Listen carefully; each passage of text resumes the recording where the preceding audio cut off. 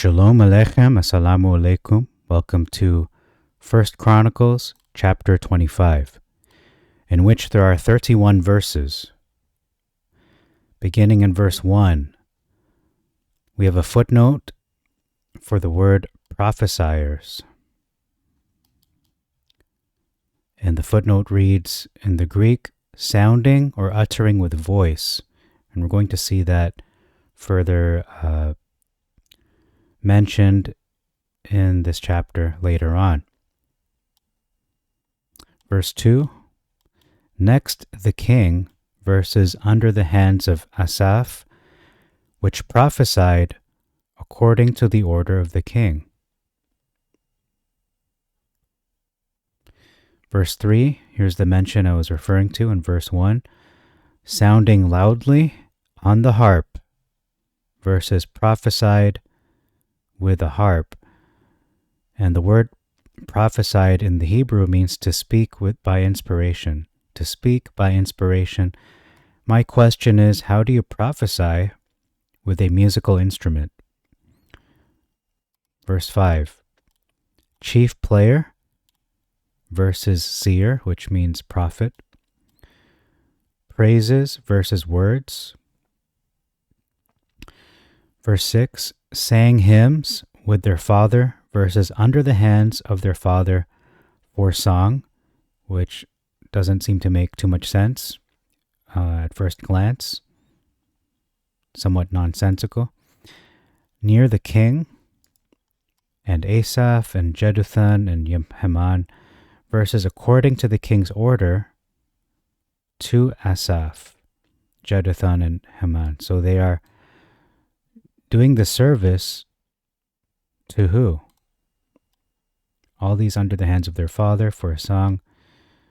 And so these sons of Haman are doing this praising for the service of the house of Elohim according to the king, who is David, the king's order. And they're doing this to Asaph, Jeduthun, and Haman. No, they're not supposed to worship men. But in the Septuagint, it makes sense. They're doing the service in close proximity to the king, so that it's in their presence, not that they are praising them or serving them. So it can be misread in the Masoretic. Verse 7, understood singing versus cunning, which can also mean understand, discern, and consider. Verse 8, daily courses versus wards against ward. Again, this is a bit nonsensical to me.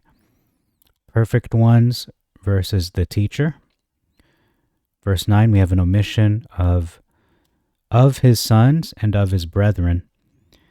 And then we have a significant difference here regarding the first lot, and the rest of the chapter describes the orders of these lots taken. Over 20 of them, but this is the first one, and we have a discrepancy here. In the Septuagint, we see here the first lot of his sons and of his brethren came forth to who?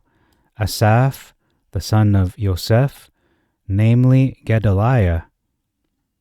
So perhaps Asaph's other name is Gedaliah. However, we see in the Masoretic, it says the first lot came forth for Asaph to Joseph. So who's it going to, Asaph or Joseph?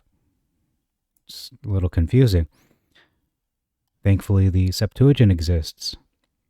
And then we see the second lot is going to someone named Heneah in the Septuagint, but in the Masoretic, the second lot goes to Gedaliah.